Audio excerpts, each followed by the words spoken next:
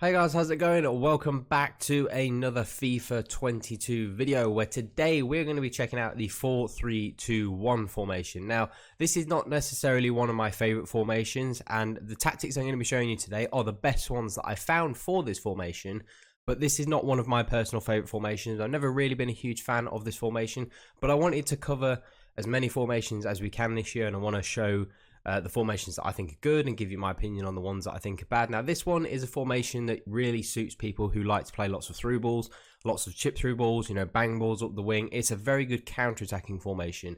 Now, my style of play is I like to play lots of passes. I like to have lots of touch on the ball. I like to have lots of possession. If you're someone that likes that sort of style of play, this is probably not a formation for you. This is more for a formation for those who like to play lots of through balls and who like to play lots of counter-attacks, because it's quite a narrow formation, I feel, but it's not necessarily a formation where you can dominate possession. It really is a formation that's best for counter-attacking because of those narrow strikers. Now, without further ado, going into the tactics that were best for this 4-3-2-1. Now, defensive style, of course, for this formation, it has to be balanced. You cannot really play a press in this formation. It's too narrow of a formation, and it's too easy. All you have to do is chip a ball out to a fullback or a left or a right midfielder or someone like that. You have a really easy out ball, so you can't really press in this formation, so it's best to just stay on defensive style with balance. In terms of defensive width, we're going to stay on around about 50. I think, again, it's a formation that's generally quite a narrow formation, so I think you kind of have to play to the strengths. I don't think I would recommend making it wider. I think you may as well just play to the strength of the formation. It's quite a narrow formation, so I would just leave it on 50. In terms of depth, I moved back to 55 on this one. Now, for me, I like to play on around about 65, 70 for most formations, but this is not an easy formation to defend in. The fact that you don't have a defensive midfielder can make it quite difficult to defend. I'm someone who's very used to playing with a defensive mid, so I'm used to kind of doing a lot of ball tracking with a defensive mid, and not having that kind of screen in front of the back four can make it a little bit easier for your opponents to sort of get counterattacks, especially if they play with maybe a central cam.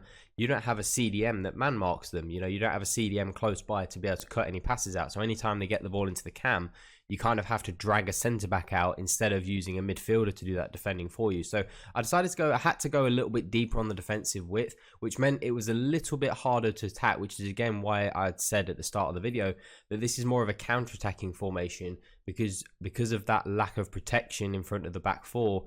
You do have to start a bit deeper, which means obviously you are going to play a little bit more on the counter-attack. So rather than being on the front foot on a higher depth, you kind of have to start a little bit more negative on a slightly lower depth. In terms of the build-up play, again, long ball works exceptionally well for this formation. Again, like I said at the top of the video, people who like to play lots of through balls, over the top chip through balls up the wing, this is really brilliant for this formation, because especially if you're going to play with this formation, you have to obviously have pace in those attacking three areas, because you are going to be doing a lot of counter-attacking and a lot of through balls. But long ball works really, really well. You can't really use things like slow build-up and fast build-up. It just tears this formation up too much, especially on something like fast build-up. And then not having the DMs or the cams to be able to link the play between the back four and the midfield, and then the midfield and the strikers, playing fast and slow build-up doesn't really work. So long ball is really the only option for this formation. And in terms of chance creation, we stuck to balance for the chance creation because the other ones just didn't really work. I used the direct passing, I used the forward runs, I used the possession, and none of them really worked. I think I had to just stick with the balance because the other three were just quite poor. And maybe it's one of the reasons why I didn't find the formation to be that good. It just didn't really suit the style of play that I like to play. So it took a little bit of adjusting for me to get used to how to play with this formation. That's why we've said in previous videos, your play style really should dictate the formations that you choose. And if you're someone who is like me and you like to dominate possession and have lots of passes, lots of touches, things like that, you're going to struggle to find a set of tactics that will work for this formation, because it's really more for people who like to counterattack. Offensive width, we're stuck on around about 60. Still want to have a little bit of width, even though this formation is quite a narrow formation in terms of obviously starting positions with a left and a right forward. You want to have a little bit of width because I don't want the front three to be too narrow and stepping on each other. And one of the things that I found when I went a little bit narrow and I was on sort of like 45, which is one thing that I tested, the front three are just too narrow and it becomes a little bit too easy. It becomes a bit too congested and you find it really difficult to kind of create any space and any sort of chances. So you do need to have a little bit of width, and that's also going to strengthen the people the game for those people who do like to obviously use through balls. Now your left and right forward are going to be a tiny bit wider than they would be in their starting position. Midfield's going to open up as well slightly, so it's just going to mean that your players have a little bit more space to kind of work with and play through.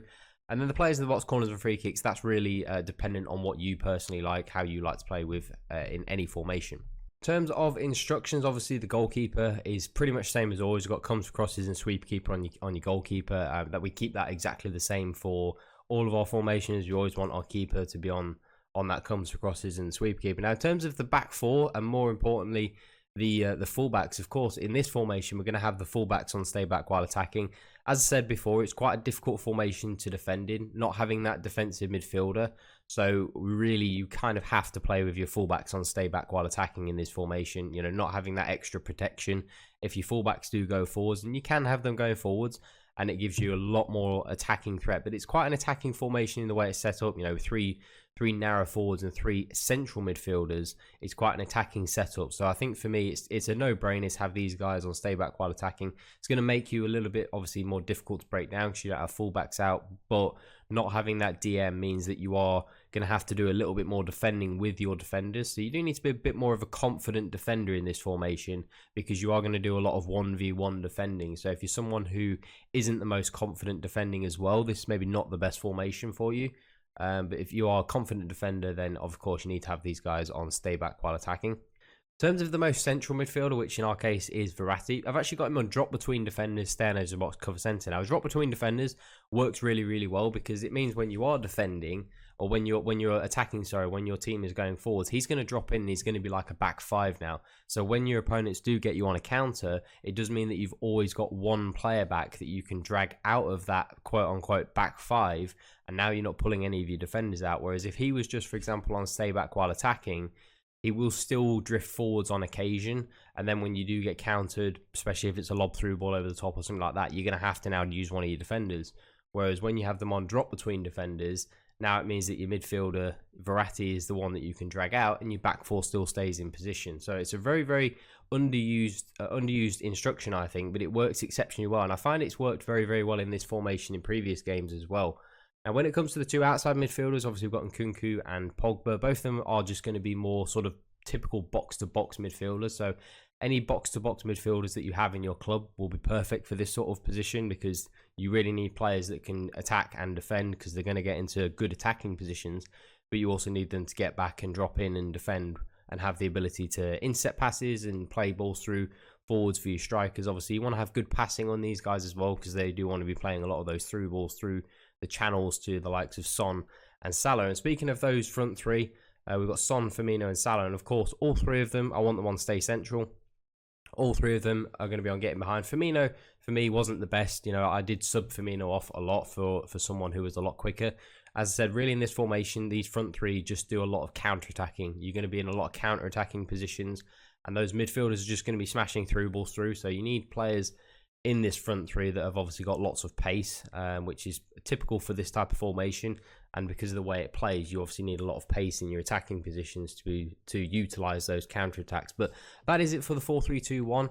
Not one of my favorite formations that I've used this year. Not one of my favorite formations in general. But these tactics did work. We did kind of get through a lot of the games, but just wasn't really a huge fan of it. Wasn't really my style of play that I like to play. I don't really like to play that sort of style of play. But this wasn't really one of my favorite formations that I liked, but they are the tactics that I would recommend for this formation. They were the ones that I found that were the most successful. So if you do want to give them a try, do let me know down in the comment section how they went for you. Do drop a thumbs up and subscribe as well if you are new to the channel. But that is all for today, guys.